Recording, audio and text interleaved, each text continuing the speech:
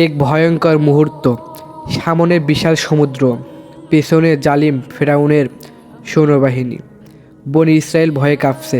তারা বলল, হে মুসা, আমরা তো ধরা পড়ে যাব। তখন দৃঢ় কণ্ঠে মুসা আলাইহিস সালাম বললেন, কখনোই না। নিশ্চয়ই আমার সাথে আমার রব আছেন, তিনি পথ দেখাবেন। আল্লাহ তাআলা নির্দেশ দিলেন, তোমার লাঠি দিয়ে সাগরে আঘাত করো। আর তখনই ঘটে গেল অলৌকিক ঘটনা। সাগর দুই ভাগ হয়ে গেল, মাঝখানে তৈরি হলো শুকনো পথ। বনি ইসরায়েল নিরাপদে পার হয়ে গেল। আর ফেরাউন সে তখন সেই পথে ঢুকলো। হঠাৎ সাগর আবার এক হয়ে গেল। এভাবে আল্লাহ তাআলা সত্যকে বিজয় দেন আর জালিমের করেন ধ্বংস। শিক্ষা: কঠিন পরিস্থিতিতেও আল্লাহ তাআলার ওপর ভরসা রেখো, অলৌকিক সাহায্য ঠিকই আসবে।